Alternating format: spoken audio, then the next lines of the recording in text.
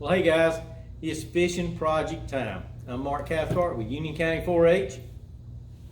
Carol Hamilton with Spartanburg County 4-H. Jeff Fellers, Area Forestry Agent with Clemson Extension. Well, by this time, you've probably gotten your fishing project packet in the mail with your record book and your spinner. And we're going to talk about the spinner today. This is something that we would do in a fishing day camp or in one of our lessons, but we're going to do it for you here today on this video. And we've got a master spinner bait maker here in Jeff Fellers. He's made tons of these things in years past, and he's going to be helping us construct some of these spinner baits. So Jeff, tell us a little bit about the spinners. Well, they're really pretty easy to make, and they're something that you can do at home if you order the parts online. It's mainly just knowing what to get. So with the spinner, these are called inline spinners. They have a single rod that runs through them, a piece of wire, and it has I put a split ring on here. And for those who don't know what a split ring is, if you think about what you put your car keys on or what your parents put your car keys on, that would be a big split ring. It has a body, beads, a blade, and clevis, and that's all there is to these inline spinners.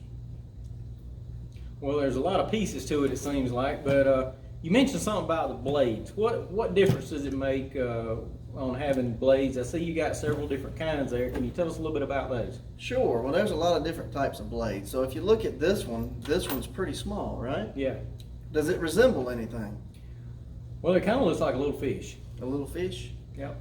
Well, it also looks like a willow leaf. Yep. So if you look at a willow leaf tree, and this is just a bigger one, the willow leaf is a long, thinner blade, and they typically run faster or spin faster in the water. So they would also run higher in the water. So on a sunny day where you might want to fish higher in the water, these are going to spin faster, produce more flash, and run higher in the water. We also have what we call a French blade. So these are French blades. They're a little bit fatter. So if you see the French and the willow leaf, the French blade's a little bit fatter. It's going to run slower in the water, makes it run lower in the water, and it also is going to move more water and create more vibration by being bigger. Lastly, what I have are the Colorado blades. And if you look at those, they're even a little bit bigger and rounder than the French blades. So they're going to run slow and lower in the water also. And the color or the finish just adds a little flash or a little color to it to mimic a fish or something like that. So that's what the blades do. We also have the bodies. And if you look at the bodies, they're different sizes, different colors on those also, and different weights. That gives your lure some weight to actually cast out into the pond or into the lake. They can provide flash just due to the color or the finish also. Well, why would we need several different kinds of spinners? Well, what if it's a cloudy day? Okay. You might want to fish with something that produces more vibration, runs a little deeper. Maybe you need a little more color. If it's a bright sunny day, maybe you want something that produces more flash, like a fish or a minnow when it swims through the water and creates flash. The other thing we have on here are the beads. So there's a lot of different types of beads. They make what they call glass beads. They make the smooth beads. They make some that have angles to them. And all of those just produce different effects into the water. If you've got angles in your beads, what do you think happens when the water runs over those angles? Probably gets displaced and makes noise. Makes noise and creates vibration. If you've got these little metal beads or these glass beads, as they bounce together, what do you think happens? Again, we'll get a little bit of noise. A little bit of noise and more vibration in the water, right? So there's a lot of different setups we can do.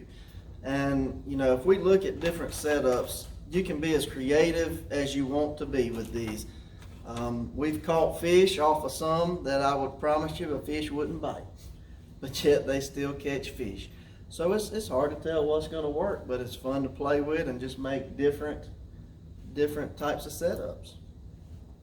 Well, that's great. That's great. Well, we're going to actually make a few here in just a few minutes, and those spinners that you have received in your packet were made by one of us three.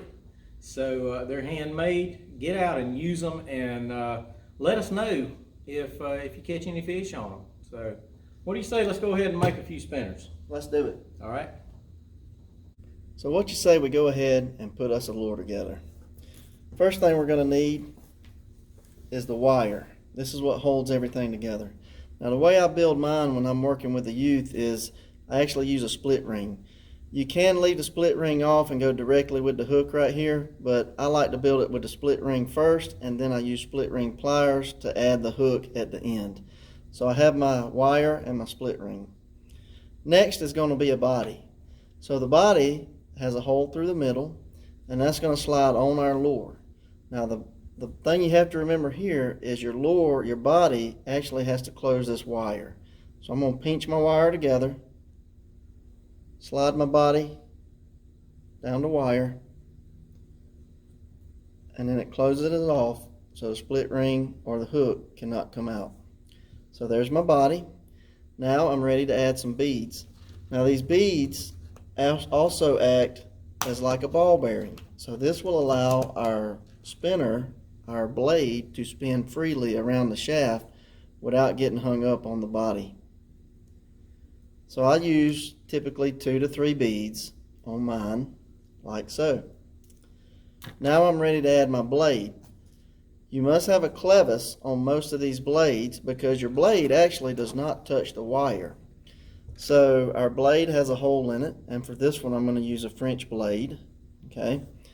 The clevis goes through the hole in the blade, and then your blade slides, or your clevis slides onto your wire like so. So as you can see, my blade is actually connected to the clevis and not to the wire, and that will allow it to spin freely.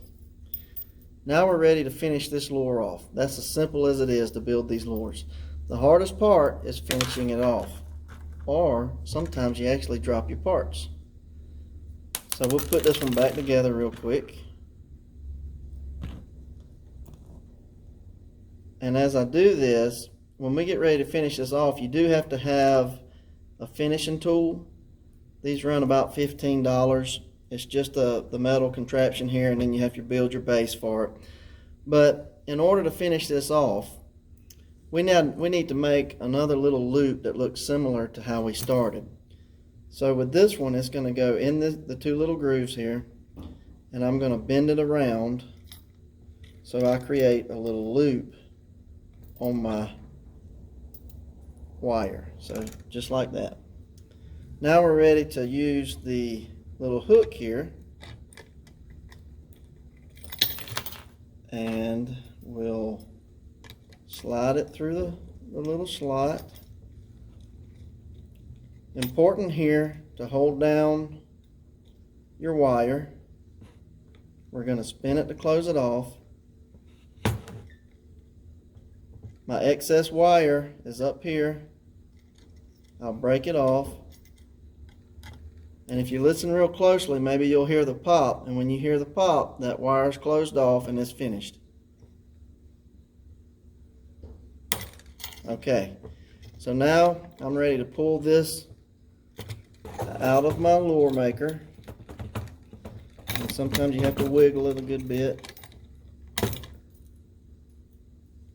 And now we have the lure. I'm going to add my hook. I'm going to use split ring pliers. If you don't know what these are, they have a little tooth at the end that allows me to split those rings and slide the hook on. So I'm going to open it up, get my hook. Y'all will be getting a inline spinner with a single hook. If you want to add a treble hook later on, split ring pliers, open it up, take this one off, add the treble hook on. That's why I like to add the split ring. It gives you the option to change those hooks later on if you want. And we're going to just work that hook And voila, we have an inline spinner. If you're interested in making these, there are kits available online. You can buy the whole kit that has all the parts and pieces. There's also plenty of tackle crafting websites where you can buy the pieces individually, customize your lures, and add all kind of different things to mimic fish, to mimic insects, and those sorts of things. So if you enjoy tackle crafting, get out there, get you some materials. These are very easy to make, very inexpensive to make, and get out there and make you some lures and go fishing.